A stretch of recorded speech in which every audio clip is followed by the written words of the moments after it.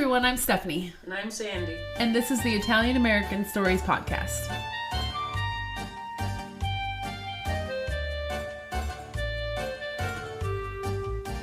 Well, we made it through the Christmas season, and now New Year's Eve is just around the corner. Yeah, it's coming up quick, 2024. 2024.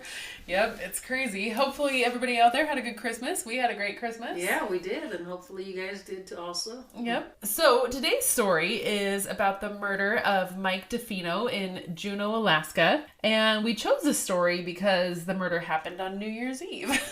So, Happy New Year's Eve, everybody. We're starting it with a murder. But I kind of looked to see if we could do something similar to like the Halloween and Christmas where we just read articles, but I wasn't really finding anything about. Actually, they were all kind of murder. So I'm like, well, let's just pick one and go with it. And we haven't been to Alaska on this podcast. Yeah. So I'm like, let's go to Alaska. It's funny because when I research and I try to find, because I can do Colorado all day long, but I want to get out of Colorado every once in a while and go to other states. I never think of Alaska. Yeah. Ever. And then this one popped up and I'm like, holy smokes, an Italian in Alaska in 1916? Yeah. So this incident, it took place on December 31st, 1915 in Douglas, Alaska. I think Douglas is actually an island right outside of Juneau. So, you know how like there's just all those little... Right. Because... Well, we'll get into it, but they have to take the murder to Juneau on a ferry. So I'm thinking that this is an island. I don't know a lot about Alaska, but... So it took place December 31st, 1915, and Nick Faricelli and Mike Defino, they were outside of the Owl restaurant. That's Mom's favorite animal. Yeah. You'd probably like that restaurant. And like I said, this is in Douglas, and it was actually 2:30 in the afternoon, right in the middle of the day.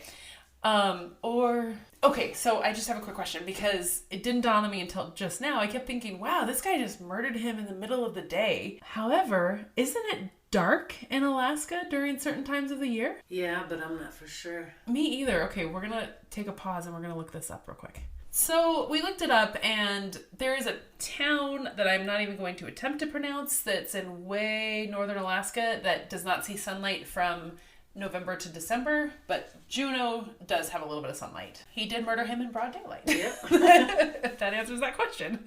And so Nick walked up to Mike and he shot him 4 times with a .38 caliber revolver. And an Alaskan newspaper called this murder, quote, one of the most cold-blooded murders to happen in the North. Wow. Yeah. So, and that was 1915.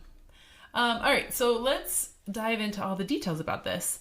Mike Defino, he was born November 3rd, 1863 in Italy. And other than some prison records, I can't find anything on him.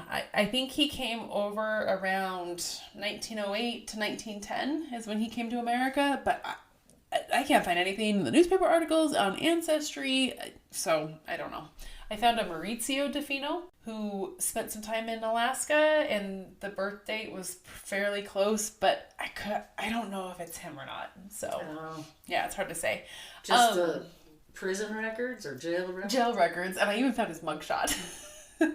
So in Alaska? Was it Alaska or Seattle? Oh, but here in the States. Oh. Yeah, it was either Alaska or Seattle. Actually, I want to say it was Alaska, and and I'll actually go over it. It talks about like it shows like his scars and stuff. It almost reminds me of a World War II draft card because they write down like they have a scar above their left eyebrow and all that. In case they escaped jail. So, but yeah, it has his mugshot. And that was all I could find on him was prison records. So, because on February 6, 1912, he served 20 months in prison for, this is a quote, selling liquor to an Indian. So, like I said, I found his prisoner intake form and it has a whole list of scars, and I'm going to read that real quick. Okay, so his prisoner intake form, it says prisoner number 2130, offense liquor to an Indian, convicted at Juneau, Alaska, and sentenced 20 months. And then it just kind of goes on and lists like dates, like probable date that he could get out. If he has good behavior, he could get out. Arrested at Douglas Island. So Douglas is an island. There you go. And so at this time of his arrest, he was 48 years old. He was 5'5" and an 1/8 inch. Let's just say he was 5'5". His weight was 146 pounds, hair black, eyes brown, complexion dark. And then for description, it says scars, a 1/2 inch tip of nose. I don't know what that means. I guess there's a scar at the tip of his nose that's a half. He's missing a 1/2 inch of That's what I kept thinking. I'm like, is he missing a chunk of his nose? And then a scar 1 1/4 inch above the left eye, 3/4 inch scar top middle forehead. I mean, they're down to like the quarters and 3/4.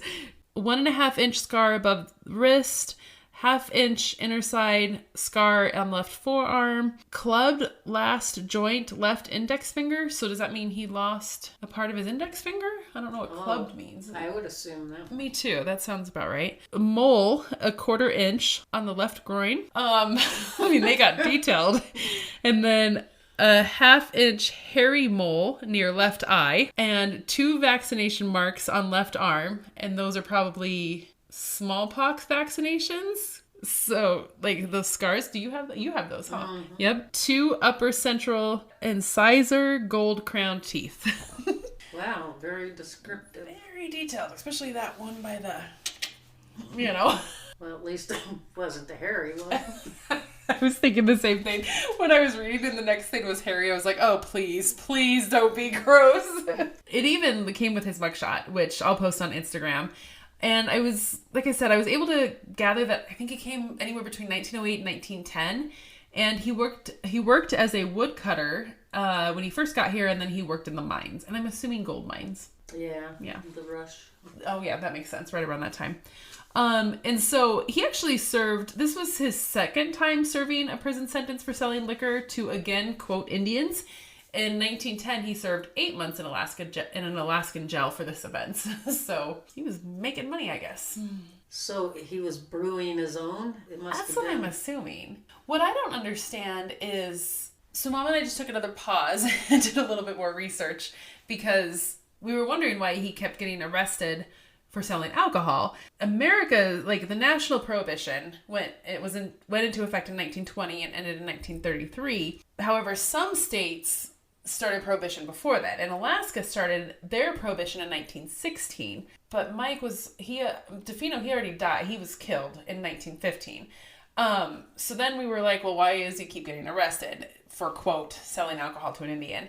We looked it up, and I think what we found was, because we were wondering, the Inuit people, is that the same as Native Americans? And it kind of sounds like they just labeled them all. Exactly, like an umbrella label, and they were all Native Americans. And there was a law passed in 1864 that said, on March 15th, 1864, you were not allowed to exchange, give, barter, or dispose of any type of liquor to a Native American. Because I've never heard him called an Indian. Me either, no. And I think probably today we would distinguish them, but back then they were like, all right, well, Mom and I are learning a lot on this podcast.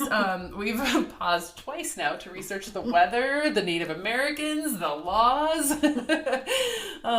Okay, so he actually served 2 jail sentences for this. Now, that's kind of the history of Mike. That's about all we got. So when it comes to Nick Faracelli, there's even less information out there on him. There's nothing. I couldn't find anything. So with that being said, we'll just start talking about the murder that happened in broad daylight. So like I said, it was the middle of the day, New Year's Eve. And here's how it happened. Nick Faracelli, he walked up to Mike Defino. He put the revolver against his back and shot him straight in the heart. And Defino, of course, he scrambled away from Nick, and he was still alive at this time, and screamed at him, "Don't shoot." But Nick actually fired 4 more shots. And Mike was struck on the right side of his chest and right above the left breast. When Nick fired his first shot, I guess he held the gun so close to Mike that the gunpowder burned his clothes. Great. I know, so it was like literally pressing against his body. And so Charles Gable, he was a carpenter, and he was working across the street at a drugstore, and he witnessed the shooting. So he said that after Nick shot him, he ran off after he fired the last bullet, And he said that he went so fast, it looked like he was running into the water. So it must have just been the angle he was at. Right. Because, you know, he said it just looked like he ran straight into the water, which, burr. And so, Or he disappeared so fast. That's true. Yeah. Okay, well, that makes sense. Yeah, just disappeared really fast. So local citizens and volunteers, they actually set out to look for Nick. And, you know, you have to think this is 1915, a tiny island in Alaska. You know, there's probably not a lot of police officers like it would be in a city, you know, just walking around. True. So they probably knew they had to take matters into their own hands. And this is December in Alaska, so there was tons of snow on the ground, obviously. And they were able to track Nick because of his footprints in the snow. And so they tracked him to a shed that was behind the general store. And apparently this shed had a, quote, lavatory in it. And now that's a bathroom, right? Right. Okay, so I'm just kind of wondering, is this just an outhouse? That's what it sounds like. Maybe it was a large outhouse so they could use it as storage too. Maybe, yeah. Hey, when you're done in there, bring me the snow shovel. So, but yeah, so anyways, the citizens, they had a feeling he was in there. So they shot off the lock and then, quote, fired off a few shots through the door. So how did it get locked if he was inside? That's what maybe it had a lock on the inside and they couldn't get in. Oh, okay. Yeah, that makes sense. And then they almost because I was picturing a padlock at first too. Yeah. But I guess maybe they just shot the doorknob more than a lock. So it just makes me laugh because they just shoot through the door. However, they knew this man had a gun, so maybe they were worried he was going to shoot at them too. They were hoping it was him, I guess. I know, it's like, what if you were wrong? It was some poor guy who worked at the general store and had to go to the bathroom. But anyways, it was him. And so they took him to the city jail in Juneau. The police came at that point and then loaded him on the paddy wagon ferry, whatever it is, and took him to the jail in Juneau. I guess the police said that he just looked unconcerned and had a big smile on his face. Like, yeah, no big deal. And then they took Mike's body to Sully's morgue. And the last name was Sullivan, but he just called his morgue Sully's. And so from the interviews with the police, they figured out that all of this started over money, which so many conflicts start over money. That's right. Yep. And so now Nick didn't speak English, so that was probably really interesting, and I'm hoping they had to have had some type of a translator. So, I mean, there were Italians in this area, obviously, so hopefully they grabbed one. But apparently, because they had to, they figured out the story. So apparently Mike and Nick, they knew each other through the mines. So they both worked at the Perseverance mine at one point. And during this time, Mike lent Nick $18, which in today's money is about $550. So that's a good chunk of money. Yeah. And that's... You would want it back. You'd want it back, yeah. And Nick did not pay him back. So a few days before the shooting, Mike approached Nick and asked for his money. And Nick told him that he didn't have any cash on him, but did have a check for $55, which that's about $1,600 today.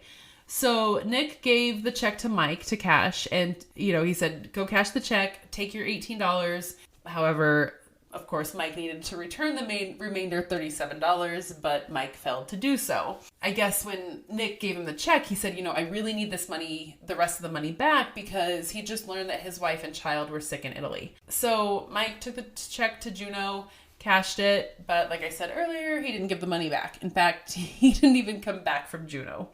He just chose to stay there. So Nick went searching for him and found him in a saloon, which that tells you what he's doing with the money, which is not good. The paper I read actually said that Mike spent the money, quote, getting intoxicated. And now Nick at this point was irritated, but he ended up actually taking Mike back to Douglas so that they could return to work, which is interesting because, he went to Juneau. He's probably really irritated, but he almost does this caring gesture of hey man, you're in the saloon, you're sloshed, let's get you back to Douglas where you can go back to work and get straight again. I don't know. That's maybe so he could get his $37. Still $37, exactly. Granted, he was due some interest, but he was definitely due some interest. Yeah, it's you could have bought him a drink. No, I'm just kidding. And so Mike goes back with him, and he promised to withdraw the money and pay Nick back. So a couple of days later, Mike withdrew the money, but went straight to the saloon in Douglas and spent the money there. So obviously when Nick finds out about this, he's not happy. And he tracks Mike down, and that's when he took his revenge. So Mike was probably walking out of the saloon, and this is how I picture it anyways, and Nick is just waiting for him and then just walks up behind him and shoots him. So he'd had enough. And so, of course, Nick was booked on a murder charge and was held without bail. That's kind of gruesome to not even confront him again. Exactly. Like, give it one more chance. Because maybe he just spent a couple dollars in there and you could get at least some of your money back. And then shoot him in the back. And shoot him in the back, exactly. Yeah, which makes me wonder earlier when I was talking about, like, he does this carrying gesture. I don't know. Maybe it wasn't very carrying. It's just how I want to picture it. But it seems, like you said, it's brutal. It's a brutal way to do that. So a few days after the shooting, on January 4th, Mike was buried at the Douglas Cemetery. But the very next day, they dug his body up because federal authorities, who were now for some reason involved, demanded that an autopsy be done. H.V. Sullivan, the guy who ran Sully's morgue, he buried Mike at the cemetery, but as he was leaving the cemetery, a United States Marshal told him that he would have to exhume the body. And so the next day he went out and got the body, and they did an autopsy. And so the Alaskan Daily Empire, they must have got a hold of the autopsy report because they detailed it quite well. And I'm actually going to read that right now. Okay, so like I said, this is in the Alaskan Daily Empire, and they start going over the autopsy. And they start with, an incision was made in the front of the body. The ribs were cut through on each side of the sternum, and it was sufficiently removed to permit a careful inspection of the internal organs. 4 bullets struck. Instead of being struck only twice, as what was first supposed, the autopsy revealed the fact that Defino was hit by 4 bullets. One entered the left side of the back of the head, about 1 inch above the bottom of the lobe of the left ear. Wow. I know. So he got shot not only in the back, but the back of the head. The entire course of the bullet was through a roll of flesh just back of the optical bone, but the bone itself was not touched by the bullet. Another bullet entered the back of the left shoulder about 4 inches from the top, followed and course to the right, so like turn to the right, I guess, and slightly upwards, and lodged about 1.5 inches below the surface of the fleshy part of the right shoulder, just to the right of the base of the neck. This was a deep flesh wound, and no bones were touched. Another bullet entered the left side at about the second rib, and about 6 inches from the median line, ranged slightly downward, passing through the ascending aorta and coming out through the fourth rib about 1.5 inches to the left of the right nipple. Very descriptive. Very descriptive. And the fourth bullet entered the abdomen on the left side about 3 inches to the left and 3 inches down. So that's a stomach wound.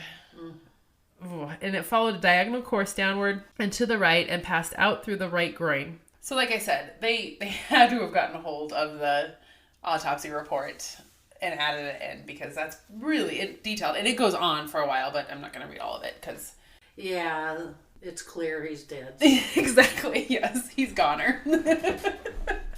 All right. And so based off of this autopsy, they held an inquest and decided to move forward with prosecuting Nick. So now Nick, he was held in the local jail in Juneau, and during this time, he ended up declining mentally. They had to actually send him to a sanitarium, and he was guarded 24/7. It doesn't go into detail about, maybe whether he was violent or suicidal or what was going on with him, but they just said mentally he was declining pretty bad. But by March of 1916, they deemed him sane, and the trial was ready to proceed. A Dr. Devine said that Nick had an excitable temperament and was highly emotional, but sane. So he must have spent some time in a sanitarium. They observed him and said, no, we can proceed. They were ready to go, but in April, they ended up pushing Nick's trial back to later on in the summer because authorities ended up catching what was Alaska's first serial killer, and that was an Edward Cross. It's just kind of crazy because, they're ready to proceed with this, but then they catch the serial killer and they kind of put everything else on hold because they just want to get this serial killer in prison. And so I'm just going to give a kind of a brief history of this Edward Cross guy because it's kind of interesting. Between 1912 and 1915, just a bunch of single men probably working in the mines or, fishing or something ended up disappearing. And a few law enforcement officials in the territory, they were just really confused about this. And they weren't sure what was going on. But by 1915, they started suspecting this Edward Cross. Edward Cross was actually not his name. His real name was Edward Slomke. And he served in the U.S. Army in 1897, but deserted in 1902. Authorities found that over the years, Cross, he would basically murder these men and then take their assets. So their money, their paperwork, IDs, and then he would go kind of all over Alaska and present as somebody other than who he was.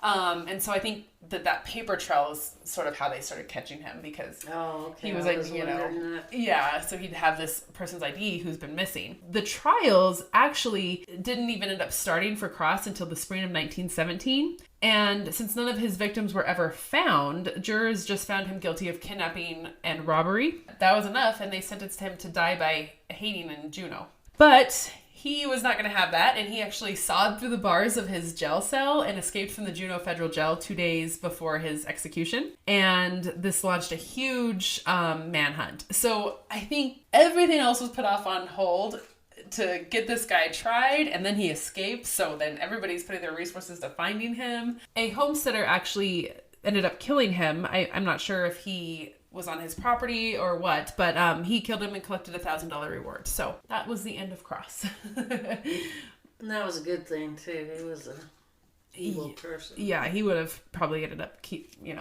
continuing to kill people. So that would have been bad. And so anyways, with all of that being said, Nick had to wait quite a while for his trial. And again, he mentally declined, but this time it was really bad.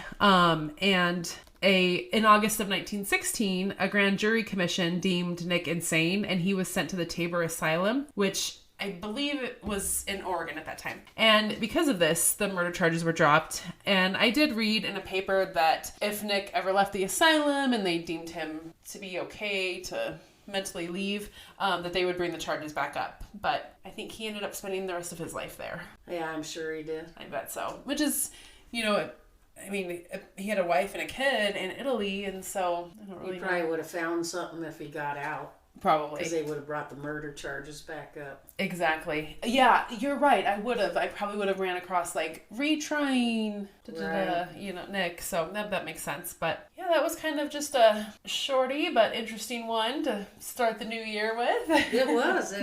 It was interesting. Yeah. 2 evil people, but I know. Yeah, they both just didn't make the best choices. So, all right. Well, I hope everybody has a great New Year's, and we'll see you later.